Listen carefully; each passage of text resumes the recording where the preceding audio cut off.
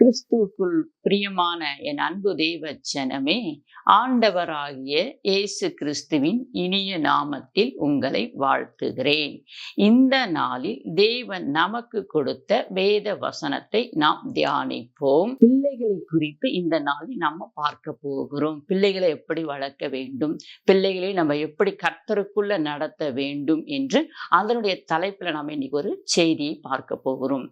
வாசிப்போம். நீதிமொழிகள் 22வது அதிகாரத்தை 6வது வார்த்தையை. பிள்ளையானவன் நடக்க வேண்டிய வழியிலே அவனை நடத்து, அவன் முதிர் வயதிலும் அதை விடாதிருப்பான்.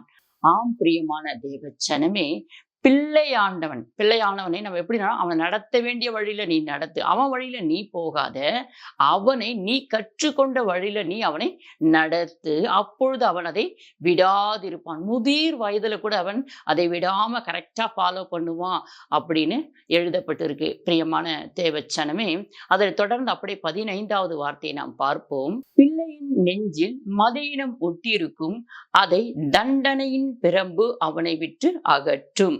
பிள்ளையாண்டவனை வேண்டிய வழியில நம்ம அவனை நடத்தலைன்னா அவன் மனசுக்குள்ள ஒரு மதியினம் ஒட்டி கொண்டு இருக்கும். அந்த மதியினம் என்ன பண்ணுன்னு சொன்னா, அவனுக்கு ரொம்ப அவனை என்ன பண்ண, அவன் தான் பெரிய ஆளு, அவன் தான் எல்லாமே, நம்ம சொல்றதுதான் நம்ம அப்பா அம்மா கேட்கணுன்ற அளவுக்கு அவனுக்குள்ள மதியினம் ஒட்டியிருக்கும். தண்டனை என்ற பிரம்பினாலே நீ அவனை அதை சரி செய்ய முடியும் அப்படின்றார். இல்லாட்டினா அதுங்களை சரி செய்யவே முடியாது. இன்றைக்கு ஒரு பழமொழி சொல்லுவாங்க, 5ல வலைன்னா 50 ஆனா கூட அது வளையவே வளையாதான், அப்படியே தான் இருக்குங்களா. அதனால நம்ம என்ன பண்ண, சிறு பிள்ளையா இருக்கும்போதே சிறு பிரயாசத்திலே பிள்ளைகளுக்கு நல்ல போதனையில நம்ம நடத்த வேண்டும் என்று சொல்லி அநேக இடத்துல எழுதப்பட்டிருக்குது. விசேஷமா நீதிமொழிகள்ல அநேக இடத்துல எழுதப்பட்டிருக்கிறது. என் பிரியமான தேவச்சனமே, பிள்ளையானவனை நம்ம நடத்த வேண்டிய வழியில நடத்தணும். கரெக்டா ஆலயத்துக்கு கொண்டு போகிறதையும், வேத வசனத்திலும், பிள்ளைங்களுக்கு சண்டே ஸ்கூல்ல கொண்டு போய் விடுறதும், இந்த ஒழுக்கங்களை நம்ம முதலாவது பிள்ளைங்களுக்கு கற்றுக் கொடுத்துட்டோம்னா ஆட்டோமேட்டிக்கா அதுக்கு சரியான பாதையில போகும். என் பிரியமான தேவச்சனமே, ஆண்டவருடைய பிள்ளைகளாகிய நல்ல ஆண்டவர் தெரிந்து கொண்டு அவருடைய ஆசாரிகளா வைத்து ஆசீர்வாதித்த, கர்த்தருக்கென்று பயபக்தியோடு ஊழியம் செய்தவர்கள். ஆனால் அவருடைய பிள்ளைகள் சரியில்லை என்று நம்ம வேதத்துல பார்க்க போகிறோம். யார் அவர் என்று சொல்லி முதலாவது வாசிப்போம். என்னாகமம் 26ஆம் அதிகாரம் 60வது வார்த்தையும் 61வது வார்த்தையும். ஆரோனுக்கு நாதாப், அபியும், எலிசேயரும் இத்தாமரும் பிறந்தார்கள். நாதாப்பும் அபியும் கர்த்தருடைய சந்நிதியில் அந்நிய அக்கினியை கொண்டு வந்தபோது செத்து போனார்கள். பார்த்தீங்க பிரியமான தேவச்சனமே, இந்த ஆரோனை பத்தி நமக்கு எல்லாருக்கும் நல்லாவே தெரியும். ஆரோன் தேவனால அழைக்கப்பட்ட மனுஷன். இஸ்ரவேல் ஜனங்களுக்கு அவரை ஆண்டவர் ஆசாரியராக அபிஷேகம் பண்ணி வைத்திருந்தார். எவ்வளோ ஜனங்க இருந்தாங்க, அவ்வளோ ஜனங்களுக்கும் அவர் ஒரு முன்மாதிரியாக இருந்தார். ஆசாரிய அபிஷேகம் பெற்றிருந்தார். அதே போல அவருடைய 4 பிள்ளைகளும் அவருக்கு பிறகு அந்த ஊழியத்தில் ஈடுபட வேண்டும். அந்த ஊழியத்தை அவர்களும் கூட அப்பா கூட சேர்ந்து செய்து கொண்டிருந்த பிள்ளைகள் 4 பேருமே. இப்படி ஒவ்வொருத்தரும் ஒவ்வொரு வேலையை கொடுத்து தேவனுடைய பரிசுத்த பணியில அவங்கள வைத்திருந்தாங்க. இதுல இவங்க 2 பேர், 4 பிள்ளைங்கள 2 பிள்ளைங்க கர்த்தருக்கும் கீழ்ப்படிஞ்சிருக்காங்க, அப்பாவுக்கும் கீழ்ப்படிஞ்சிருக்காங்க. ஆனா இந்த 2 பிள்ளைங்க பாத்தீங்களா என்ன வேலை செய்யறாங்கன்னு சொல்லிட்டு, நாதாப்பும் அபியும் கர்த்தருடைய சன்னதிக்கு என்ன பண்றாங்க, கர்த்தருடைய சன்னதியில அந்நிய அக்னி எடுத்துட்டு வந்து கொடுத்துறாங்க அப்படின்னு சொல்லி அந்த இடத்துல எழுதப்பட்டு இருக்கிறது. என் பிரியமான தேவச்சனமே, இதை தொடர்ந்து இன்னொரு அதிகாரத்திலேயே நம்ம இதை வாசிப்போம். லேவியராகம் 10ஆம் அதிகாரம் 1வது 2வது 3வது வார்த்தையை. ஆரோனின் குமாரனாகிய நாதாப்பும் அபியும் தன் தன் தூப கலசத்தை எடுத்து அவைகளில் அக்கினியை அதின் மேல் தூப வர்க்கத்தையும் போட்டு, கர்த்தர் தங்களுக்கு கட்டளையிடாத அந்நிய அக்கினியை அவருடைய சந்நிதியில் கொண்டு வந்தார்கள். அப்பொழுது அக்கினி கர்த்தருடைய சந்நிதியில் இருந்து புறப்பட்டு அவர்களை பட்சித்தது. அவர்கள் கர்த்தருடைய சந்நிதியில் செத்தார்கள். அப்பொழுது மோசே ஆரோனை நோக்கி, என்னிடத்தில் சேருகிறவர்களால் நான் பரிசுத்தம் பண்ணப்பட்டு சகல ஜனங்களுக்கு முன்பாக நான் மகிமைப்படுவேன் என்று கர்த்தர் சொன்னது இதுதான் என்றான். ஆரோன் பேசாதிருந்தான். ஆம் பிரியமான தேவச்சனமே, இந்த இடத்துல பார்த்தீங்களா, கர்த்தர் தன்னை பரிசுத்தப்படுத்துறதுக்காக என்ன பண்ணாரு? அவங்க 2 பேரையும் அடிச்சு போட்டாரு. ஏன்னா அவருடைய நாமம் அங்க மகிமைப்படணும். ஏன்னா அவ்வளோ வல்லமை உள்ளவர், அவ்வளோ பயங்கரமானவர், அவ்வளோ எரிச்சல் உள்ள தேவன் என்பதை இஸ்ரவேல் ஜனங்க தெரிந்து கொள்ள வேண்டும் என்பதற்காகவே இந்த இடத்துல கர்த்தர் பெரிய காரியங்களை செய்கிறார். 2 பேரையுமே அடிச்சு போறார். அதே தேவனுடைய சன்னதியிலே அவங்க இறந்து போய்விட்டார்கள் என்று 2, 3 இடத்துல இதை குறித்து எழுதப்பட்டிருக்கிறதை நாம் வாசிக்கிறோம். ஆரோன் எவ்வளவு நல்ல மனுஷன். இன்றைக்கு அநேக பேர் அப்படித்தான் இருக்கிறார்கள். ஊழியக்காரர்கள் பார்க்கும்பொழுது நல்லா இருக்காங்க, விசுவாசிகளை பார்க்கும்போது நல்லா இருக்காங்க. ஆனா அவங்க பிள்ளைங்க பார்க்கும்போது சரியில்லை. ஏன்னா அவங்கள நம்ம நடத்த வேண்டிய வழியில நம்ம நடத்தாம விட்டுருதான் பிரியமான தேவ ஜனமே. அந்த பிள்ளைகளுக்கு காலையில எழுந்து நம்ம மட்டும் ஜெபிச்சா போதும், நம்ம மட்டும் துதிச்சா போதும், நம்ம பிள்ளைங்க நல்லா விளையாடட்டும் அப்படின்னு சொல்லி நம்ம நினைக்கிறோம். ஆனா நம்ம கர்த்தருக்கு கொடுக்க வேண்டிய கனத்தை நம்ம பிள்ளைகளுக்கு நம்மளும் கொடுக்கணும். அப்பதான் நம்ம பிள்ளைங்க நமக்கு பயந்து கொடுப்பார்கள். என் பிரியமான தேவ ஜனமே, முதலாவது நம்ம பெற்றோராகிய நம்ம பிள்ளைகளுக்கு கற்றுக் கொடுக்கணும். இல்லப்பா இன்னைக்கு என்ன இருந்தாலும் சரி, நம்ம கர்த்தருடைய ஆலயத்துக்கு போய்தான் ஆகணும். நம்ம இன்னைக்கு எழுந்திருக்கு, காலையில ஜெபம் பண்ணுங்க. இது நம்ம செய்ய வேண்டிய கடமை என்பதை நம்ம சிறு வயதுல இருந்து நம்ம பிள்ளைகளுக்கு நம்ம சொல்லி கொடுக்க ஆரம்பிச்சிட்டோம்னா நம்ம பிள்ளைங்க சரியான பாதையில போவாங்க. பிரியமான தேவச்சனமே, தொடர்ந்து அதை குறித்து வாசிப்போம். இன்னொருத்தரை நம்ம பார்க்க போகிறோம். அவரும் ஒரு ஆசாரிய ஊழியம் செய்தவர், நல்ல மனுஷன். கர்த்தருக்காக இஸ்ரவேல் ஜனங்களுக்குள்ள ஒரு ஆசாரியரார் அபிஷேகம் பெற்ற தேவ மனிதர். ஏலியை பத்தி இப்ப நம்ம பார்க்க போகிறோம். அவருக்கும் 2 பிள்ளைங்க இருந்தாங்க. அந்த 2 பிள்ளைங்க என்னவர் பெரிய பொல்லாப்பை செய்கிறார்கள் என்று நாம் தொடர்ந்து வாசிப்போம். வாசிக்க வேண்டிய வேத பகுதி 1 சாமுவேல் 2ஆம் அதிகாரம் 22, 23, 24, 25. ஏலி மிகுந்த கிழவனாயிருந்தான். அவன் தன் குமாரர் இஸ்ரவேலுக்கு எல்லாம் செய்கிற எல்லாவற்றையும் அவர்கள் ஆசாரிப்பு கூடாரத்தின் வாசலில் கூட்டம் கூடுகிற ஸ்திரிகளோடே சயனிக்கிறதை கேள்விப்பட்டு அவர்களை நோக்கி, நீங்கள் இப்படிப்பட்ட காரியங்களை செய்கிறது என்ன? இந்த ஜனங்கள் எல்லோரும் உங்கள் பொல்லாத நடக்கைகளை சொல்ல கேட்கிறேன். என் குமாரரே, வேண்டாம். நான் கேள்விப்படுகிற இந்த செய்தி நல்லதல்ல. கர்த்தருடைய ஜனங்கள் மீறி நடக்கிறதுக்கு காரணமாய் இருக்கிறீர்களே. மனுஷருக்கு விரோதமாக மனுஷன் பாவம் செய்தால் நியாயாதிபதிகள் அதை தீர்ப்பார்கள். ஒருவன் கர்த்தருக்கு விரோதமாய் பாவம் செய்வானே ஆகில் அவனுக்காக விண்ணப்பம் செய்யத்தக்கவன் யார் என்றான். அவர்களோ தங்கள் தகப்பன் சொல்லை கேளாமல் போனார்கள். அவர்களை சங்காரிக்க கர்த்தர் சித்தமாயிருந்தார். பார்த்தீங்களா பிரியமான தேவச்சனமே, ஏலி அங்க ஆசாரிப்பு குடாரத்துல இருக்கும் பொழுதே அவர் கேள்விப்படுறாரு. ஒரு சில பேர் சொல்றதையும் பார்க்கறாரு, எல்லாத்தையும் பார்த்து மகன் கிட்ட சொல்றாரு, ஏப்பா நீங்க இப்படி செய்யாதீங்கப்பா, இது ஆசாரிப்பு கூடாரம், பரிசுத்தமான ஸ்தலம், நீங்க இப்படி நடந்துக்க கூடாது, நீங்க தான்ப்பா எல்லாருக்கும் முன்மாதிரியா இருக்கணும், நீங்களும் பரிசுத்தமா இருங்கப்பா, இது பரிசுத்துடைய ஆலயம்ப்பா, தேவன் நமக்கு பரிசுத்தரா இருக்கிறாருன்னு ஏலி தன்னுடைய பிள்ளைகள்கிட்ட சொல்றாரு. ஆனா அந்த பிள்ளைங்க கேட்க மாட்டேங்குதுங்க. நாம் அப்படியே தொடர்ந்து வாசிப்போம். என் பிரியமான தேவச்சனமே, 27, 28, 29, 30 வரை. தேவனுடைய மனுஷன் ஒருவன் ஏலியிடத்தில் வந்து கர்த்தர் உரைக்கிறது என்னவென்றால் என்று இங்க சொல்லப்பட்டிருக்கிறது. ஒரு தேவனுடைய மனுஷன் ஆண்டவர் அனுப்புகிறார். நீ போய் இதை ஏலி இடத்துல சொல்லுப்பா அப்படின்னு சொல்லி இதை அனுப்புகிறதாக நாம் இங்கு பார்க்கிறோம். தொடர்ந்து வாசிப்போம். என் பலிப்பிடத்தின் மேல் பலியிடவும் தூபம் காட்டவும் என் சமூகத்தில் ஏபோத்தை தரிக்கவும் இஸ்ரவேல் கோத்திரங்களை எல்லாம் அவனை எனக்கு ஆசாரியாக தெரிந்து கொண்டு உன் பிதாவின் வீட்டாருக்கு இஸ்ரவேல் புத்திரருடைய தகன பலியெல்லாம் கொடுக்கவில்லையா? ஆண்டவர் கேட்கிறார், நான் உனக்கு இஸ்ரவேல் ஜனங்க கிட்ட இருந்து உனக்கு நான் தகன பலியெல்லாம் வாங்கி கொடுக்கல, நீயும் உன் பிள்ளைங்க நல்லா சாப்பிட்டு நல்லா தானப்பா இருக்கிறீங்க, நான் உங்களை எங்கிருந்து அழைச்சிட்டு வந்தேன், எந்த இடத்துக்கு உங்களை கொண்டு வந்து நிறுத்தி வச்சிருக்கேன், உங்களுக்கு எவ்வளவு ஒரு கனமான ஊழியத்தை நான் கொடுத்துருக்கேன், நீங்க ஏன்பா இப்படி பண்றீங்கன்னு சொல்லி ஆண்டவர் ஒரு மனுஷன் மூலியமா அனுப்புறாரு. ஏலி கிட்ட சொல்லி அனுப்புறாரு. ஏலி இந்த வார்த்தை எப்படி கேட்கிறாரா கேட்கலையான்னு பாருங்க. நீ என்னை பார்க்கிலும் உன் குமாரரை மதிப்பான் ஏன் என்றார். ஆண்டவருக்கு ரொம்ப துக்கமாயிடுது இந்த இடத்துல. நீ என்ன பார்க்கலாம், உன் பிள்ளைங்களை மதிக்கிறியப்பா, உன் பிள்ளைங்களை நீ கனப்படுத்துறியப்பா, உன் பிள்ளைங்களை நீ நம்புறியப்பா, ஆனா நீ என்ன நம்பலையப்பா அப்படின்னு சொல்லி ஆண்டவர் இந்த இடத்துல மனஸ்தாபப்படுகிறத பத்தி இந்த இடத்துல நம்ம பார்க்கிறோம். தொடர்ந்து வாசிப்போம். ஆகையால் இஸ்ரவேலின் தேவனாகிய கர்த்தர் சொல்லுகிறது, உன் வீட்டாரும் உன் பிதாவின் வீட்டாரும் என்றென்றைக்கும் என் சன்னதியில் நடந்து கொள்வார்கள் என்று நான் நிச்சயமாய் சொல்லியிருந்ததும் இனி அது எனக்கு தூரமாய் இருப்பதாக. என்னை கனம் பண்ணுகிறவர்களை நான் கனம் பண்ணுவேன், என்னை அசட்டை பண்ணுகிறவர்கள் கன ஈனப்படுவார்கள் என்று கர்த்தர் சொல்லுகிறார். பார்த்தீங்களா பிரியமான தேவச்சனமே, ஆண்டவர் நம்ம கனப்படுத்தினா அவர் நம்மை கனப்படுத்துவார், அவரை நம்ம கனவீனப்படுத்தினா அவர் நம்மை கனவீனப்படுத்துவார். நம்மை மாத்திரமல்ல, நம்முடைய பிள்ளைகளையும் நம்முடைய குடும்பத்தையும் கனவீனப்படுத்துவார்.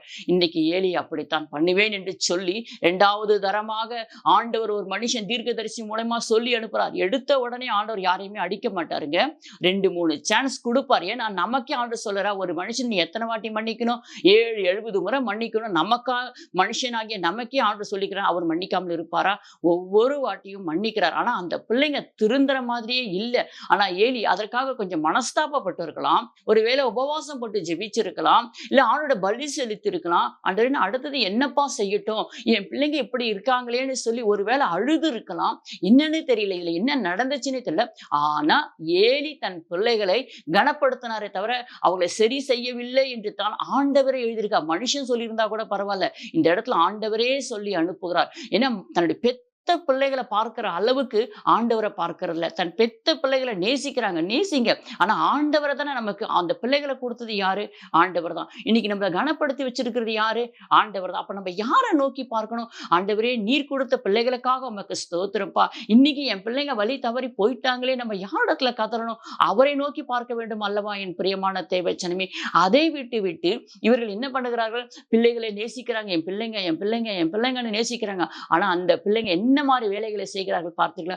எவ்வளவு ஒரு மனதுக்கு துக்கம் இல்லாமல் இருக்குமோ. அதுவும் ஆசாரிப்பு கூடாரத்துக்கு வருகிற பிள்ளைகளிடத்திலே, ஏன்னா இவங்க தான் முன்மாதிரியா வாழ வேணும், சாட்சியா இருக்க வேணும் இவங்க தான். ஆனா சாட்சி இல்ல.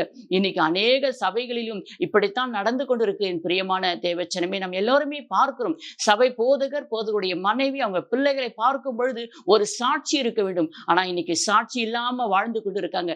இதுக்கு அன்னைக்கெல்லாம் ஆண்டவர் அடிச்சாரு, இன்னைக்கெல்லாம் சரியான தண்டனையை கொடுப்பாரு.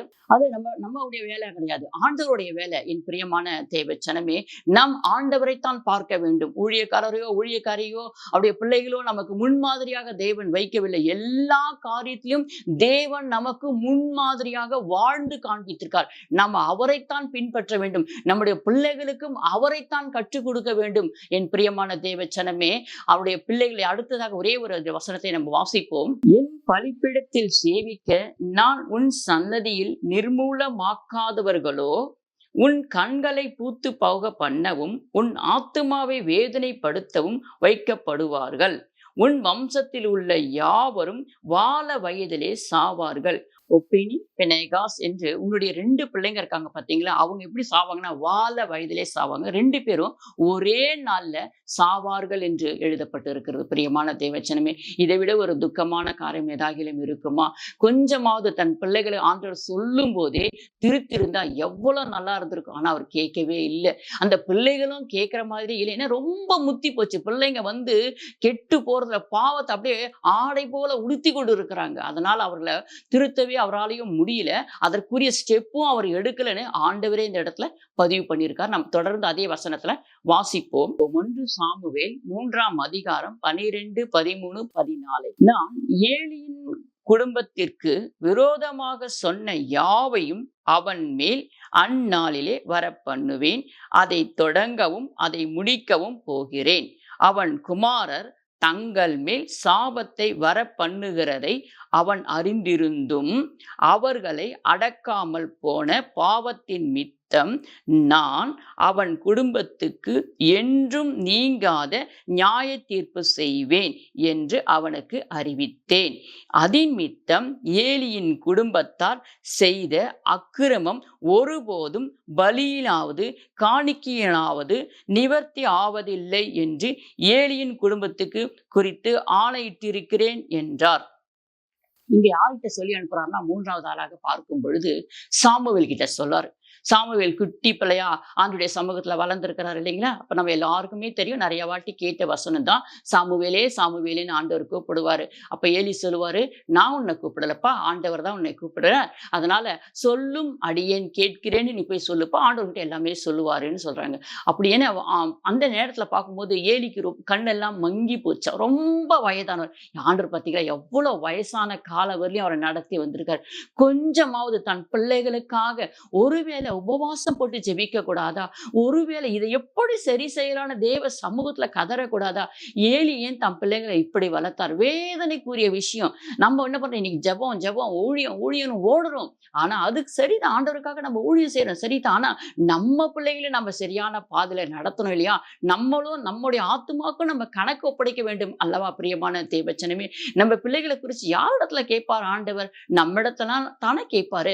நம்ம தானே நம்ம பிள்ளைகளுக்கு பதில் சொல்ல வேண்டும். நம்ம நன்றாக வளர்க்க வேண்டும், நன்றாக தேவ சமூகத்துல கொண்டு வந்து சேர்க்க வேண்டும் என்று தானே தேவன் நம்முடைய பிள்ளைகளை நம்முடைய கரத்துல ஒப்பு கொடுத்திருக்க. அவரை நம்ம வளர்த்த இடத்துல காட்ட வேண்டும் அல்லவா? இதுதானே தேவனுடைய நீதி. என் பிரியமான தேவச்சனமே, தொடர்ந்து நம்ம எவ்வளவு துக்கமான காரியம் பாருங்க. ஆண்டவர் சொல்றார், நான் சொன்னேன் அப்படின்னு சொல்றார். ஏற்கனவே நான் சொன்னேன். ஆனா அதை தெரியும், ஏலிக்கு தெரியும் நான் தண்டிக்க போறேன்ற விஷயம் எல்லாமே தெரியும். தெரிஞ்சிருந்தும் என்ன பண்ணார் அவரு? அதை பற்றி புரிந்து கொள்ளவே இல்லை. அதை பற்றி அவர் என்ன கண்டு கொள்ளவே இல்லை என்று சொல்லுகிறார். தங்கள் மேல் சாபத்தை வர பண்ணுகிறதை அவன் அறிந்திருந்தும், தம் பிள்ளைங்க மேல சாபம் வரப்போகுதுன்னு ஏலி தெரிஞ்சிருந்தும் அதை கண்டுக்கவே இல்லைன்னு தேவன் அப்ப எவ்வளவு வேதனைப்படுவார் பார்த்தீங்களா? ஒரு மனுஷனை ஆண்டவர் உயர்த்தி வைக்கிறார்னா எதுக்காக உயர்த்தி வைக்கிறார்? அவருடைய நாம மகிமைப்படணும்னு தானே உயர்த்தி வைக்கிறாரு. ஆனா அந்த நாமத்தையே நம்ம குலைச்சல் பண்ணி போடுகிறோம், அந்த நாமத்தையே நம்ம அவமானப்படுத்துறோம்னு சொன்னா தேவன் துக்கப்படாம இருப்பாரா? அவருடைய நாமத்தை நம்ம வெக்கப்படுத்துறோம் இல்லையா? அப்ப எவ்வளவு மனசுக்கு அவர் வேதனையா இருக்கும். பிரியமான தேவச்சனமே, நம்ம ஒரு நிமிஷம் இந்த வசனம் கேட்கும் பொழுது நம்ம பிள்ளைகளை நம்ம எப்படி வச்சிருக்கிறோம் என்பதை உங்க உள்ளத்துக்குள்ள ஓடணும். பிரியமான தேவச்சனமே, நம்ம பிள்ளைங்க சரியா இருக்கிறாங்களா, நம்ம பிள்ளைகளை சரியாக கண்காணிக்கிறோமா என்று சொல்லி நீங்க யோசிச்சு பாருங்க. ஒரே நேரத்துல அடிச்சு தன் 2 பிள்ளைகளையும் ஆண்டவர் எடுத்துக்கொண்டார் என்று இந்த வசனம் எழுதப்பட்டிருக்கிறது. என் பிரியமான தேவச்சனமே, சாமுவேல் கிட்ட சொல்லி அனுப்புறார். சொன்னதை இப்ப நான் செய்ய போறேன் அப்படின்னு சொல்லி ஆண்டவர் சாமுவேல் கிட்ட சொல்லி அனுப்புறாரு. ஏலி என்னப்பா ஆண்டவர் உங்ககிட்ட சொன்னாருன்னு கேக்குறாங்க. நீ இந்த மாதிரி எல்லாம் சொன்னாருன்னு சொன்னா, அப்படியா, ஆண்டோட சித்தத்தின்படி செய்யட்டும்னு சொல்லி விட்டு விடு. ஏன்னா அவர் வயதாயிடுச்சு, அவ்வளவுதான், முடிஞ்சு போச்சு. ரொம்ப பூரண வயது உள்ளவராய் இருந்தார் என்று நம்ம பிள்ளைங்களை எப்படி வளர்க்கிறோம், இதெல்லாம் முன்மாதிரிங்க. நம்மளுக்கு முன்மாதிரியாக எழுதப்பட்டு இருக்கிறது. ஒரு மனுஷன் என்னால உயர்த்தவும் முடியும், ஒரு மனுஷன் என்னால தாழ்த்தவும் முடியும் அப்படின்றதுக்கு அடையாளமாக எழுதப்பட்டது. ஆண்டவர் ஏலி எங்கேயோ இருந்த மனுஷனை தூக்கி உயர்த்தி வைத்தாரு. ஆனா அவருடைய பிள்ளைங்களை பத்தியா சரியா வளர்க்கல. ரொம்ப பாரமான காரியமா இருக்கிறது. இந்த காரியம் உங்களுக்குள்ள நடக்காதபடிக்கு நீங்களும் தேவ எச்சரிப்பை பெற்று சரியாக உங்க பிள்ளைகளை வளங்க. அன்பு காட்ட வேண்டிய இடத்துல அன்பு காட்டுங்க, நேசிக்க வேண்டிய விஷயத்துல நேசிங்க. உங்க பிள்ளைகளுக்கு என்ன கொடுக்க வேண்டுமோ அதை கொடுங்க, இல்லைன்னு சொல்லல. ஆனா கண்டிப்புன்னு வந்துட்டா பிள்ளைகளை சரியாக கண்டித்து வளர்க்க வேண்டும். இது நம்ம மேல விழுந்த கடமை, பெற்றோராகிய நம்ம மேல விழுந்த கடமை. என் பிரியமான தேவச்சனமே, ஒருவேளை கணவன் அடித்தார் என்று சொன்னா மனைவி அரவணைத்து போகணும். மனைவி அடித்து தன் பிள்ளைகளை சரி செய்கிறாள் என்று சொன்னா கணவன் அரவணைத்து போகணும். 2 பேருமே அண்டர்ஸ்டாண்டிங் பண்ணி குழந்தைகளை சரியான பாதையில கொண்டு போக வேண்டும். என் பிரியமான தேவச்சனமே, இன்னும் ஒரு மனுஷர் இருக்கிறார். நாம் அவரை பற்றி இப்ப பார்க்க போகிறோம். 1 சாமுவேல் 8ஆம் அதிகாரம் 1, 2, 3, 4, 5 வரை. சாமுவேல் முதிர் வயதான போது தன் குமாரரை இஸ்ரவேலின் மேல் நியாயாதிபதிகளாக வைத்தார். நியாயாதிபதிகளாக வைக்கிறார். யாரு? தன்னுடைய பிள்ளைகளை. சாமுவேல் நியாயாதிபதிகளாக தன்னுடைய பிள்ளைகளை வைக்கிறார் என்று இந்த இடத்துல வாசிக்கிறோம். அவனுடைய மூத்த குமாரனுக்கு பெயர் யோவேல், இளையவனுக்கு பெயர் அபியா. அவர்கள் பெயர்செபேவிலே நியாயாதிபதிகளாக இருந்தார்கள். நியாயாதிபதி பொசிஷன்ல, நல்ல ஒரு பொசிஷன்ல தன்னுடைய பிள்ளைகள் இருக்காங்க. யாருடைய பிள்ளைகள்? சாமுவேலுடைய பிள்ளைகள் நல்ல ஒரு பொசிஷன்ல இருக்கிறாங்க. ஆனாலும் அவனுடைய குமாரர் அவன் வழிகளில் நடவாமல் பொருளாசைக்கு சாய்ந்து பரிதானம் வாங்கி நியாயத்தை புரட்டினார்கள். அப்பொழுது இஸ்ரவேலின் மூப்பர் எல்லோரும் கூடி ராமாவிலே சாமுவேலிடத்தில் அந்த என்ன சொல்றாங்க, அங்க இருக்கிற ஜனங்கள் எல்லாம் முறையிடுறாங்க. அப்பா உங்களுடைய பிள்ளைங்க சரியில்லை. என்ன சரியில்லைன்னு சொல்லி பார்க்கும் பொழுது பரிதானம் வாங்குறாங்க. உன்னுடைய பிள்ளைகள் பொருளாசைக்கு சாய்ந்திருக்கிறாங்க. உன்னுடைய பிள்ளைகள் நியாயத்தை புரட்டி போடுகிறார்கள். உள்ளதை உள்ளதென்று அவர்கள் சொல்லுவது இல்ல. நியாயத்தை புரட்டி போட்டு பேசுகிறார்கள். கர்த்தர் எல்லாருக்கும் ஒரு நியாயத்தை வச்சுட்டு போயிருக்கிறார். நியாயம் இப்படித்தான் நியாயம் விசாரிக்கணும், இப்படித்தான் இருக்கணும் என்று சொல்லி தேவன் மோசே மூலமாக கட்டளைகளையும் நியாயங்களையும் நீதிகளையும் எழுதி கொடுத்திருக்கிறார். ஆனா இந்த பிள்ளைகள் என்ன பண்றாங்கன்னா இவர்கள் மாத்தி மாத்தி சொல்லி விடுகிறார்கள். சரி, பணத்துக்காக தன்னுடைய மனத்துக்காக இருக்கிறத இல்லைன்னு சொல்றது, இல்லைன்றதை இருக்குன்னு சொல்றது, நியாயத்தை புரட்டி போடுகிறார்கள். அங்க நீதி செய்ய வருகிற பிள்ளைகளிடத்துல நியாயத்தை புரட்டி பேசுகிறார்களாம். உள்ளதை உள்ளதென்றும் இல்லதை இல்லதென்று சொல்லுங்கள் என்று ஆண்டவர் சொல்லுகிறார். ஆனா இவர்களோ பணத்துக்காக ஆசைப்பட்டு பொருளாசை மேல சார்ந்து கொண்டு இந்த பிள்ளைகள் என்ன சொல்றாங்க, நியாயத்தை புரட்டி போடுகிறார்கள். சாமுடைய பிள்ளைகளுக்கு என்ன செய்யறாங்கன்னு சொன்னா ஆண்டவருக்கு ஏற்றபடி வாழாமல் பணத்தின் மேல் சாய்ந்து போகிறார்கள் என்று தெளிவாக எழுதப்பட்டிருக்கிறது. தொடர்ந்து வாசிப்போம். நீர் முதிர் வயது உள்ளவரானீர், உம்முடைய குமாரர் உம்முடைய வழிகளில் நடக்கிறது இல்லை. நீங்க நல்லா நடந்தீங்கப்பா சாமுவேலே, நீங்க நல்லா நடந்தீங்க. ஆனா உங்களுடைய பிள்ளைங்க அப்படி இல்லை அப்படின்னு சொல்றாங்க. இந்த பேரை வாங்குறதுக்கா சாமுவேல் தன் பிள்ளைகளை அழகாக தேவ சமூகத்துல வளர்த்திருப்பார்.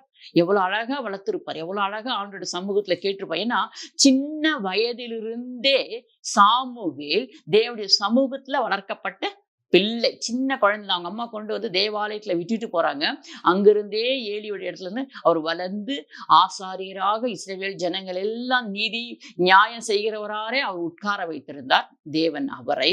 அப்படி இருக்கும் பொழுது அவர் என்ன செய்கிறார், ஆனா அந்த பிள்ளைங்க 2 பேரும் அப்பா இவ்வளவு காலம் உண்மையா வாழ்ந்திருக்கிறாரே, உத்தமமா வாழ்ந்திருக்கிறாரே, நாமும் நம்ம நல்லா உண்மையா வாழணும், உத்தமமா இருக்கணும், தேவனுக்கு பயந்து வாழணும், பரிசுத்தமா வாழணும்னு சொல்லி இல்லாம அவர்களுக்குள்ள ஆசையும் இச்சையும் வந்து விடுகிறது. என் பிரியமான தேவச்சனமே, இதனால 3 பேருடைய பிள்ளைகளும் சரியா வளர்க்கல அப்படின்றத நம்ம இந்த இடத்துல பார்க்கிறோம்.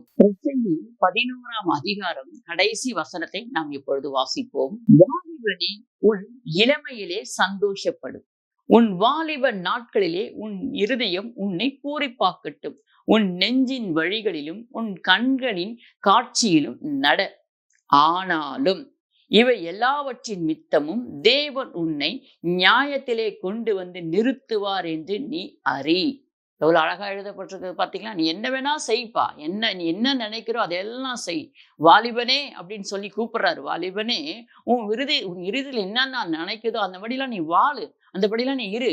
ஆனாலும் கரெக்டா ஒரு முற்றுப்புள்ளி வச்சுட்டாரு. ஆனாலும் இவை எல்லாவற்றின் மித்தமும் தேவன் உன்னை நியாயத்திலே கொண்டு நிறுத்துவார். நீ செய்கிற பாவம், அக்கிரமம், அநியாயம் ஒரு நாள் தேவ சமூகத்துல நிற்கும் போது நீயும் அந்த இடத்துல நிப்பப்பா, நீ செஞ்சதெல்லாம் பாருப்பான்னு அப்பத்துல சொல்லுவாங்க. என் பிரியமான தேவச்சனமே, அதனால நம்ம என்ன பண்ணணும், தேவனுக்கு பயந்து வாழணும் என்று எழுதப்பட்டிருக்க. தொடர்ந்து வாசிப்போம். உன் இருதயத்திலிருந்து சஞ்சலத்தையும் உன் மாம்சத்திலிருந்து தீங்கையும் நீக்கி போடு, இள வயதும் வாலிபமும் மாயையே. நிலத்துல இருக்கு பாத்தீங்கன்னா அந்த எண்ணெய் அதெல்லாம் எடுத்து போடு, அந்த தீங்கான எண்ணத்தெல்லாம் எடுத்து போடு. அந்த மாம்சத்தில் இருக்கு பாத்தீங்களா, தீங்கை நீக்கி போடு. ஆனா ஆசைகள் வரும், இச்சைகள் வரும், பாவ உணர்வுகள் வரும், இல்லைன்னு சொல்லல. ஆனா நம்ம அந்த நேரத்துல வேத வசனத்துக்குள்ளதான் நம்ம கடந்து போக வேண்டும். என் பிரியமான தேவச்சனமே, வாலிபனே, உன் இளமையை குறித்து சந்தோஷப்படு, சந்தோஷமா இருன்னு சொல்லிட்டாரு. ஆனா அதுக்கு கீழே பாத்தீங்களா, ஆனாலும் என்று ஒரு முற்றுப்புள்ளி வைக்கிறார். நியாயத்துல கொண்டு உன்னை நிறுத்துவேன் அப்படின்னு சொல்ல. உன்னுடைய பாவங்கள், உன்னுடைய அக்கிரமங்கள், நீ செய்த எல்லாமே அங்கு எழுதப்பட்டு இருக்கும் என்று சொல்ல. இதுக்காக நம்ம வாழ்ந்துட்டு இருக்கோம், இதுக்காக தேவன் நம்மை சிருஷ்டித்தார். என் பிரியமான தேவச்சனமே, வாலிப வயதுல இருக்கிற ஒவ்வொரு பிள்ளைகளே தேவனுக்கு பயந்து வாழுங்க, தேவனோட அண்டி வாழுங்க. ஆனா இந்த உலகம் ரொம்ப பொல்லாங்கனுக்குள்ள கிடக்குது. ஏன்னா நிறைய பசங்க சொல்லுவாங்க, உண்மையா எங்களால வாழ முடியலைங்க, எங்களுக்கு ரொம்ப பயமா இருக்கு. ஏன்னா எந்த பக்கம் திரும்பினாலும் பாவம் சூழ்ந்து இருக்கு. இருக்குது. கையில வச்சிருக்காங்க பாத்தீங்களா, அந்த செல்போன்ல எவ்வளவோ பாவங்கள் இருக்கு, எவ்வளவோ காட்சிகள் இருக்கு. ஆனா அதையெல்லாம் நீக்கி இந்த பிள்ளைகள் வாழ வேண்டும் என்பது ரொம்ப கடுமையா தான் இருக்கும். ஆனா அதுக்கு தான் சொல்றேன், வேதத்தை தினந்தோறும் வாசித்து அந்த வசனத்தை நம்ம அசை போட்டுக் கொண்டே இருக்க வேண்டும். நம்முடைய உள்ளத்தை வேதத்தால நிரப்பி வச்சுக்கணும். நம்முடைய மாம்சத்தை நம்ம கட்டுப்படுத்திக்கணும். இந்த மாம்சத்தை கட்டுப்படுத்த முடியாது. இந்த நாவு போலதான் இந்த மாம்சமும். அதை கட்டுப்படுத்த முடியாது. ஆனா அதை எப்படி கட்டுப்படுத்தணும்னா, கண்ட்ரோல் பண்ணுகிற ஆவியானுடைய ஜபத்தை நம்ம பெற்றுக்கணும். ஆவியானது அபிஷேகத்தை நம்ம பெற்றுக்கொள்ளணும்.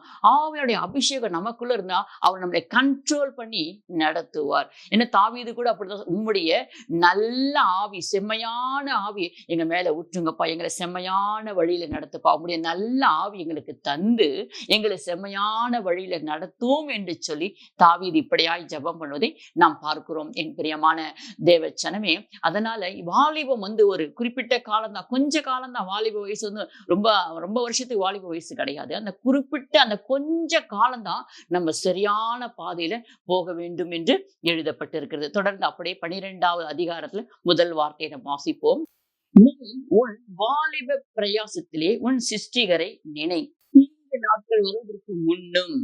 அப்படியே நம்ம பார்க்கும்போது தீங்கு நாட்கள்லாம் வருவதற்கு முன்னாடி போய் பாவத்துல விழுந்துட்டு அதுக்கப்புறம் இன்னைக்கு அநேக பேர் அப்படித்தான் பண்ணி கொண்டிருக்காங்க. பிரியமான தேவச்சனமே, பாவத்துல சிக்கிறதுக்கு முன்னாடி எல்லாம் நம்ம யாருக்குமே கண்ணுக்கு தெரிய மாட்டோம். பாவத்துல எங்கேயாவது சிக்கி கொண்ட பின்னாடி, அதின் மித்த பெரிய பெரிய பிரச்சனைகள்லாம் வந்த பின்னாடி அப்பதான் நமக்கு போன் போயிடுவாங்க. ஐயோ, என் பிள்ளை இந்த மாதிரி சிக்கிக்குச்சுங்க, என் பிள்ளை இந்த மாதிரி பாவத்துல மாட்டிக்கிச்சுங்க, ஒரு பெண் பின்னாடி சுத்தி கொண்டு இருக்குதுங்க அப்படின்னு சொல்லி எங்க கிட்ட கேட்பாங்க. நாங்க அப்ப என்ன ஆலோசனை கொடுக்க முடியும் சொல்லுங்க பாக்கலாம். நாங்க நல்ல ஆலோசனை ஆரம்பத்திலேயே சொல்றோம். உங்க பிள்ளைகளை கொஞ்சம் பெரியவங்களா ஆகவே நீங்க உங்க பிள்ளைகளை நடத்த வேண்டிய வழியில நடத்துங்க.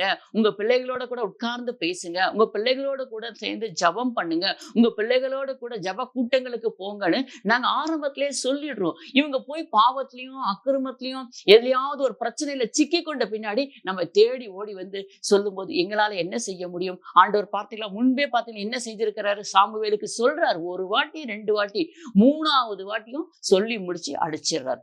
நாங்க என்ன செய்ய முடியும்? நாங்களும் ஊழியக்காரங்க தானே, கர்த்தரா நாங்க. ஆண்டவர் தான் ஏதாவது இறங்கி உங்களுக்கு செய்ய வேண்டும். தொடர்ந்து உபவாசம் போடுங்க, ஜெபிங்க. அடிபட்ட பின்னாடி, காய வந்த பின்னாடி, ரத்தம் வந்த பின்னாடி ஜெபிக்க ஆரம்பிக்காதீங்க. உங்க பிள்ளைகளை ஒப்பு கொடுத்து ஒவ்வொரு வாரத்துல ஒரு முறை ஒரு வேளையாவது உங்க பிள்ளைகளுக்காக நீங்க ஜெபம் பண்ணுங்க, கண்ணீர் விடுங்க. ஏன்னா வசனம் அப்படித்தானே சொல்லுது, எருசலேமின் குமாரத்தியே நீ எனக்காக அழாம உங்களுக்காக உங்க பிள்ளைகளுக்காக அழுங்கள் என்று தானே வேதத்துல எழுதப்பட்டு இருக்கிறது. அப்ப ஏன் நம்ம அழக்கூடாதா? நம்ம ஜெபிக்க கூடாதா? நம்ம பிள்ளைகளுடைய பாரம் யார் சுமப்பாங்க? நம்ம தாங்க சுமக்கணும். நம்ம பிள்ளைகளுக்காக நம்ம அழுது உபவாசித்து திறப்புல நின்று ஜெபிச்சே ஆகணுங்க. இது நம்ம மேல விழுந்த கடமைங்க. எனக்காக அழாதன்னு ஆண்டு சொல்றாரு. நான் மரிச்சேனா கூட 3ஆம் நாள் உயிர் தெழுந்து வந்துருவேன். எனக்காக நீ அழாத, உனக்காகவும் உன் பிள்ளைகளுக்காகவும் நீ அழுமா அப்படின்னு சொல்லிட்டு போகிறார். என் பிரியமான தேவச்சனமே, இதெல்லாம் நம்ம எதுக்கு முன்மாதிரியா சொல்லிட்டு போகிறார்? எல்லாம் எழுதி வச்சிருக்கிறாங்க வேத வசனத்துல. அதை நம்ம படிச்சு நம்ம வாழ்க்கையை சரி செய்து கொண்டு போக வேண்டும். என் பிரியமான தேவச்சனமே, நம்ம இப்பொழுது தொடர்ந்து வாசிக்க போறோம் மற்றொரு வேத பகுதியை. உன் மனைவி உன் வீட்டோரங்களில் கனிதரும் திராட்சை கொடியை போல் இருப்பால், உன் பிள்ளைகள் உன் பந்தியை சுற்றிலும் ஒலிவா மர கன்றுகளை போல் இருப்பார்கள். பாத்தீங்களா? உன் மனைவி உன் வீட்டோரங்கள் கனி தரும் திராட்சை செடியை போல இருப்பாள், அவள் கொடியை போல இருப்பார். உன் பிள்ளைகள் இதோ உன் பந்தியை சுற்றிலும் ஒலிவா மர கன்றுகளை போல இருப்பார்கள். அவர்கள் வளர்ந்திருப்பார்கள். அவர்கள் வளர்ந்து இருக்கணும்னா, சுகித்து இருக்கணும்னா, அவர்கள் செம்மையான வழியில நடந்து வரணும்னு சொன்னா பெற்றோராகிய நம்ம கண்ணீர் விடணும், அவங்களை சரியான பாதையில நடத்தணும். என் பிரியமான தேவச்சனமே, எதுவுமே நமக்கு சும்மா ஈஸியா எதுவுமே கிடைக்காது. நம்ம இன்னைக்கு விடுகிற கண்ணீர், இன்னைக்கு ஜெபிக்கிற ஜெபம், இன்னைக்கு நம்ம செய்கிற நன்மை, இன்னைக்கு நம்ம செய்கிற தானம் தர்மம் எல்லாமே பிள்ளைகளுக்கு சரியா கிடைக்கும். பிரியமான தேவச்சனமே, ஏன்னா ஆண்டவர் சொல்கிறார் பத்தியா, 3ஆம் முறை மட்டும் நான் விசாரிக்கிற தேவன் என்று சொல்லுகிறார். அதனாலதான் சொல்லுகிறேன், நீங்க தகப்பன்மார்களும் பாவம் செய்யாதீங்க, பிள்ளைகளை அதனால பிள்ளைகளை பாவத்தை சுமக்க வைக்காதீங்கன்னு சொல்லப்பட்டிருக்குது வேதத்துல. பிள்ளைகளும் தன் தாய் தகப்பனுக்கு கீழ்ப்படிந்து கனப்படுத்துகளா இருங்கள் என்று வேதத்துல எழுதப்பட்டு இருக்குது. ஒரே ஒரு மனுஷன், தேவ மனுஷன், அவரு பார்க்க போறோம். அவர் தன் பிள்ளைங்களை எப்படி வளர்த்திருக்காரு பாருங்க, எவ்வளவு அழகா அறிக்கை பண்ணுகிறார் பாருங்க. 8ஆம் அதிகாரம் 18வது வார்த்தையை, இதோ நானும் கர்த்தர் எனக்கு கொடுத்த பிள்ளைகளும் சியோன் பர்வதத்தில் வாசமாயிருக்கிற சேனைகளின் கர்த்தராலே இஸ்ரவேலில் அடையாளங்களாகவும் அற்புதங்களாகவும் இருக்கிறோம். பிரியமான தேவச்சனமே, ஏசையா ஒரு தீர்க்கதரிசி. அவரும் தீர்க்கதரிசி. ஆண்டவர் சொன்ன இடத்துக்கெல்லாம் ஓடினாரு. ஆண்டவருக்காக உண்மை உத்தமமா வாழ்ந்தாரு. இஸ்ரவேல் ஜனங்களை அவரும் தீர்க்க தரிசனம் சொல்லி கொண்டிருந்தார். அந்த ஒரு மனுஷன் தான் தன் கைகளை உயர்த்தி தைரியமா சொல்றாரு, நானும் கர்த்தர் எனக்கு கொடுத்த பிள்ளைகளும் சியோன் பர்வதத்தில் வாசமாயிருக்கிற சேனைகளின் கர்த்தராலே இந்த இடத்துல இஸ்ரவேல் தேசத்துல அற்புதமாகவும் சாட்சியாகவும் இருக்கிறோம் என்று சொல்லுகிறார். இன்னைக்கு எத்தனை பேர் நம்மளால சொல்ல முடியும், நாங்க சாட்சியா இருக்கிறோம்ப்பா, சாட்சியா இருக்கிறோம், தேவன் எங்களை சாட்சியா வச்சிருக்கிறார்ப்பா, அற்புதமா வச்சிருக்கிறார்ப்பா அப்படின்னு சொல்ல முடியுமா? யோசித்து பாருங்கள் என் பிரியமான தேவச்சனமே. நம்முடைய பிள்ளைகளை எப்படி வளர்க்கணும் அப்படின்றதுக்காக அழகா எழுதப்பட்ட வேத வசனங்கள் இருக்குது. எப்படி வளர்க்க கூடாது என்பதற்காகவும் இதுல வசனங்கள் இருக்கிறது என் பிரியமான தேவச்சனமே. தொடர்ந்து நீங்க வாசிங்க. வாசிக்கும் பொழுதுதான் உங்களால புரிந்து கொள்ளவே முடியும். வாசித்து நீங்க மட்டும் வச்சுக்காதீங்க, உங்க பிள்ளைங்களுக்கு சொல்லிக் கொடுங்க, உங்க பிள்ளைங்களுக்கு கற்றுக் கொடுங்க. வாரத்துல ஒரு நாள் உபவாசம் போட்டு உங்க பிள்ளைகளுக்காக திறப்புல நில்லுங்க. தேவனே என்று சொல்லி கதறுங்க. தேவ சமூகத்துல நிச்சயமாக உங்கள் பிள்ளைகளுடைய சூழ்நிலைகள் மாறும். அதற்காக தேவன் அன்றைக்கு தேவன் கோபத்துல அடித்து போட்டார். ஆனா இன்றைக்கு நம்ம பிள்ளைகளை அவர் அடிக்க மாட்டார், அரவணைப்பார். அதற்காக நம்ம உத்தரவாதம் எடுத்து தேவ சமூகத்துல ஜெபிப்போம். ஆண்டவரே, என் பிள்ளைகளுக்காக உங்களுடைய சமூகத்துல நான் கண்ணீர் விடுகிறப்பா, என் பிள்ளைங்க தப்பு செஞ்சிட்டாங்கப்பா, என் பிள்ளைங்களை மன்னிங்கப்பா அப்படின்னு சொல்லி நீங்க திறப்புல நின்று பாருங்க. உங்களுடைய பிள்ளைகளுடைய வாழ்க்கை ஒரு திருப்பு முனையை போல தேவன் திருப்பி போடுவார். சிறையிருப்பை திருப்பி போடுவார். ஏன்னா அவரால் கூடும். தெற்குத்து வெள்ளங்களை திருப்புவது போல உங்க பிள்ளைகள் மேல இருக்கிற சிறையிருப்பை தேவன் திருப்பி போடுவார். என் பிரியமான தேவச்சனமே, அநேக வார்த்தைகள் இருக்கு. இது முதல் நீங்க என்ன பண்ணுங்க, உங்க பிள்ளைகளை குறிச்சு நீங்க கவலைப்படாதீங்க. ஜெபம் பண்ணிட்டீங்களா, நல்லா உபவாசிக்கிறீங்க. வாரத்துல ஒரு நாள் நம்ம ஜீவனோட இருக்கிற வரை நம்ம பிள்ளைகளுக்காக உபவாசித்து திறப்புல நிற்கிறது, அவளுக்கு அதெல்லாம் ஆசீர்வாதம். என் பிரியமான தேவச்சனமே, தேவன் நம்ம விடுகிற கண்ணீரெல்லாம் அப்படியே போய்விடாது. அந்த கண்ணீருக்கு தேவன் பலன் கொடுப்பார். இன்னைக்கு உபவாசம் போட்டு நீங்க ஜெபிச்சுட்டு இருக்கீங்கன்னு சொன்னா உங்க பிள்ளைகளுக்கு நீங்க சொத்து சேர்த்து வைக்கிறதுக்கு சமம். என் பிரியமான தேவச்சனமே, நீங்க கர்த்தருக்குள்ள உங்க பிள்ளைகளை ஒப்பு கொடுங்க, ஒப்பு கொடுங்க, ஒப்பு கொடுத்து ஜெபம் பண்ணுங்க. இந்த ஜெபத்துக்கு வல்லமை இருக்கிறது. உங்க பிள்ளைங்க தாறுமாறா எங்கன்னா போனாங்கன்னா கூட ஆண்டவர்களை தட்டி தூக்கி கொண்டு வருவார். என் பிரியமான தேவச்சனமே, உங்க பிள்ளைகளுக்கு நல்ல பாதுகாப்பு கிடைக்கும். உங்க பிள்ளைங்களை வெளி தேசத்துல இருக்காங்களா, வெளி மாநிலத்துல இருக்காங்களா, உங்களை விட்டு உங்க பிள்ளைகள் தூரமா இருக்கிறாங்களா, கவலைப்படாதீங்க. நீங்க செய்ய வேண்டியது ஒன்னே ஒண்ணு, ஜெபிச்சு பாருங்க. உங்க பிள்ளைகளை சொல்லி சொல்லி அவனுடைய கரத்துல வசனத்தோடு ஒப்பிட்டு ஒப்பிட்டு ஒப்பிட்டு ஜெபம் பண்ணி பாருங்க. உங்க பிள்ளைகள் தூரத்துல இருந்தாலும் புறதேசத்துல இருந்தாலும் உங்க பிள்ளைகளை கர்த்தர் ஆசீர்வாதித்து அரவணைத்து கொள்வார். ஏன்னா நம்ம அப்பா கிட்ட கேட்க முடியும், அப்பா நான் ஜெபிச்சேனே, அப்பா நான் உபவாசிச்சேனே, அப்பா நான் கண்ணீர் விட்டேனே உங்க சமூகத்துல, என் பிள்ளைங்க இந்த நிலைமையில இருக்கிறாங்களே, உங்களால அப்பா கிட்ட கேட்க முடியும். இந்த கேட்கிற அளவுக்கு ஆண்டவர் நம்மள விற்கவே மாட்டார். ஏன்னா அவர் சரியான நீதி செய்கிற தேவன், அவர் உண்மையுள்ள தேவன், அவர் பரிசுத்தம் உள்ள தேவன். நம்ம சரியா ஜெபிச்சோம்னா நமக்கு தேவன் சரியான பதிலை கொடுத்து நம்ம குடும்பத்தை கட்டுவார். என் பிரியமான தேவச்சனமே, வீட்டுல குடும்ப ஜெபம் இல்லாம இருக்குதோ, இந்த செய்தியை பார்க்க ஆரம்பிச்சதோ, நீங்க உங்க வீட்டுல குடும்ப ஜெபத்தை ஸ்டார்ட் பண்ணுங்க. குடும்ப ஜெபத்தை செய்ய தொடங்குங்க. ஒன்று காலையில இல்லைன்னா இரவுல, உங்களுக்கு எப்ப டைம் கிடைக்குதோ அந்த மாதிரி. ஆனா பிள்ளைகளும் வரணும் அந்த இடத்துக்கு. பிள்ளைகளோடு கூட சேர்ந்து ஜெபம் பண்ணுங்க. வேத வசனங்களை வாசிங்க. நல்ல பாடல்களை பாடுங்க. கர்த்தர் உங்களையும் உங்கள் பிள்ளைகளையும் நீங்க இருக்கிற பகுதியில சாட்சியாய் வைப்பார். ஏசையாவை அவர் வாழ்கிற இஸ்ரவேல் தேசத்துல சாட்சியா வைத்தார். அவர் சொல்லுகிறார், நானும் கர்த்தர் எனக்கு கொடுத்த பிள்ளைகளும் என்று சொல்கிறார். பாத்தீங்களா? இதே ஏலியால சொல்ல முடியுமா, சாமுவேலால சொல்ல முடியுமா, ஆரோனால சொல்ல முடியுமா? முடியாது இல்லையா? ஆனா ஏசையா தீர்க்கதரிசி தைரியமாய் சொல்லுகிறார். ஏன்னா உண்மை உத்தமமா வாழ்ந்திருக்கிறார். ஏசையா கிட்ட சில நேரத்துல ஆண்டவர் பேசும்போது கூட உன் பிள்ளைகள் என்று சொல்லி இருக்கிறார். நம்ம பார்க்கிறோம். அப்படித்தான் நமக்கு ஆண்டவர் நம்ம பிள்ளைகளை குறிச்சு வெளிப்பாடுகளை கொடுக்கணும், தரிசனங்களை கொடுக்கணும். தேவ சமூகத்தை நம்ம காத்திருக்கணும். என் பிரியமான தேவச்சனமே, நாம் இப்பொழுது தொடர்ந்து ஜெபிக்க போகிறோம். உங்களுடைய ஆணி பாய்ந்த கரத்துல இந்த நாளையும் இந்த வேலையும் இந்த பொழுதையும் நாங்கள் ஒப்புக் கொடுக்கிறோம் அப்பா. உங்களுடைய பிள்ளைகள் கர்த்தாவே கேட்ட சத்தியத்தை கர்த்தாவே அவர்களுக்கு இருதயமாகிய பலகையில எழுதி கொள்ள நீர் உதவி செய்யும் ஆண்டவரே, உதவி செய்யும் அப்பா. ஒவ்வொரு வார்த்தைகளும் கர்த்தாவே அப்பா அவர்கள் படித்து வாசித்து உமக்குள்ள ஆணித்தரமா வளர கிருபை செய்யுங்க. வைராகியம் கொண்டு தன் பிள்ளைகளை கிறிஸ்துவுக்கென்று வளர்க்க நீங்க கிருபை செய்யுங்க ஆண்டவரே. உமக்கு ஸ்தோத்திரப்பா, ஸ்தோத்திரப்பா, ஸ்தோத்திரப்பா. ஸ்தோத்திரப்பா. உம்முடைய பிள்ளைகளை கர்த்தாவே மேன்மைப்படுத்துங்கப்பா. உம்முடைய பிள்ளைகளுக்காக கர்த்தாவே ஸ்தோத்திரப்பா. பெற்றோர் விடுகிற கண்ணீரை பாருங்க ஆண்டவரே, உமக்கு ஸ்தோத்திரப்பா. என் பிள்ளைகள் இப்படியாய் இருக்கிறார்களே, என் பிள்ளைகள் எப்பொழுது மாறி வருவார்கள், அவருடைய சூழ்நிலைகள் எப்பொழுது மாறும் என்று சொல்லி கதறிக் கொண்டிருக்கிறார்கள் ஆண்டவரே. அப்பா ஸ்தோத்திரம். சில பிள்ளைகள் வியாதியோடு படுத்திருப்பார்கள், சில பிள்ளைகள் தப்பான எண்ணத்துல இருப்பார்கள், சில பிள்ளைகள் கர்த்தாவே தன் வழி இதுதான் என்று சொல்லி பாவ வழியில போய் கொண்டிருப்பார்கள் ஆண்டவரே. அதற்காக எத்தனை தாய் தகப்பன்மார் கண்ணீர் விட்டு கொண்டிருக்கார்கள் ஆண்டவரே. ஸ்தோத்திரப்பா. தலை குனிந்து இருக்கிறார்கள் ஆண்டவரே. உதவி செய்யுங்கப்பா. உங்களுடைய பிள்ளைகளுடைய தலைகளை உயர்த்துங்கப்பா. அவருடைய கண்ணீரை பாருங்கப்பா. அவருடைய அலைச்சல்களை பாருங்கப்பா. உங்களுடைய பிள்ளைகளை கர்த்தாவை எடுத்து மேன்மைப்படுத்துங்கப்பா. எந்த இடத்துல உங்களுடைய பிள்ளைகள் வெக்கப்பட்டு போனாங்களோ அதே இடத்துல உங்களுடைய பிள்ளைகளுடைய தலையை உயர்த்தி வைங்க சாமி, உயர்த்தி வைங்கப்பா. உங்களுடைய பிள்ளைகளை நீங்க பொறுப்பெடுத்துக் கொள்ளுங்க, பலப்படுத்துங்க, பாதுகாத்து கொண்டு வழி நடத்துங்க சுவாமி. அப்பா உம்முடைய கரத்திலேயே ஒப்புக் கொடுக்கிறோம். நீர் ஒவ்வொருவரையும் ஆசீர்வாதிப்பீராக. உம்முடைய ஆசீர்வாதிப்பான கரம் அந்த பிள்ளைகளும் அந்த குடும்பத்தின் மேலும் இருப்பதாக இயேசு கிறிஸ்துவின் இன்ப நாமத்தினாலே ஜெபிக்கிறோம். நீங்கள் ஜீவனுள்ள நல்ல பிதாவே, ஆமென். உமக்கு ஸ்தோத்திரப்பா, ஸ்தோத்திரம்.